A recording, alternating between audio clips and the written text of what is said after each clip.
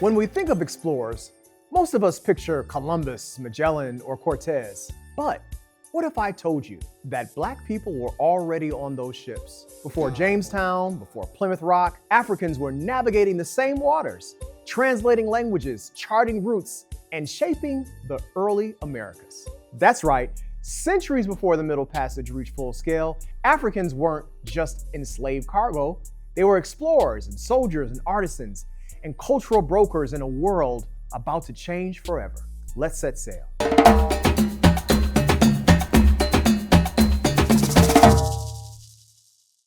Okay, AP scholars, here's your exam lens. We're in 2.1 and 2.2 exploring African explorers in the Americas and the departure zone in Africa and the slave trade. You'll master two skills today: causation, what caused Africans to arrive in the Americas before mass enslavement, and comparison, how their early roles as explorers differed from their later roles in the transatlantic slave trade system. For the exam, be ready to trace change over time, from African exploration to African exploitation. Let's break this down. First of all, who are these Africans? They were called Ladinos, Africans familiar with the Iberian culture and language. These weren't random captives. They were translators, sailors, and soldiers who knew how to move between worlds. And even before chattel slavery dominated, there was a generation known as the Atlantic Creoles, people of African descent who navigated multiple languages, religions, and economies across continents. They had social mobility, rare but real, and that made them indispensable to Spanish and Portuguese expeditions. Now, why were they important?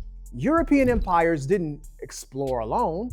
Africans like Juan Griot, a free man from the Kingdom of Congo, joined the Spanish in exploring La Florida, what we now know as Florida, in 1513. He wasn't enslaved. He was a conquistador, a soldier, and later petitioned the Spanish crown for payment for his work, a document that still exists to this day. If Juan Griot was both African and a conquistador, what does that reveal about race and opportunity in the 1500s? Estebanico, also called Esteban, tells another side of the story. An enslaved Moroccan healer, he traveled through Texas and the Southwest, serving as a translator and guide. Tragically, he was killed by indigenous groups resisting Spanish colonization. So even in the earliest days of the Americas, Africans stood at the intersection of freedom and unfreedom, power and vulnerability. And as centuries passed, exploration gave way to extraction. Between the 1500s and mid-1800s, the transatlantic slave trade transported over 12.5 million Africans to the Americas. Only 5%, that's it, about 388,000 people came directly to what became known as the United States of America. Nearly half of those arrived through Charleston, South Carolina, the capital of the United States slave trading. So when you think Atlantic world, remember, it wasn't just about movement to America. It was about dislocation from Africa. Now this is Juan Griot, the first African known to set foot in what became the United States. His 1538 petition to the Spanish crown, it's one of the earliest African authored documents in the Americas. Then we got Estebanico, enslaved but essential. His knowledge of languages and healing made him key to Spanish survival in hostile terrain. Now let's pull back. The scale of the slave trade, over 12.5 million Africans taken from places like Senegambia, Angola, Benin, and Nigeria. And these regions weren't identical. Some were Muslim, some Christian, some deeply traditional. But their mixing in the Americas created the foundation for a diverse African American cultures. So let's bring this home. Think of Black popular culture moment. Andre 3000's verse in The Art of Storytelling. Now everybody wanna be the greatest.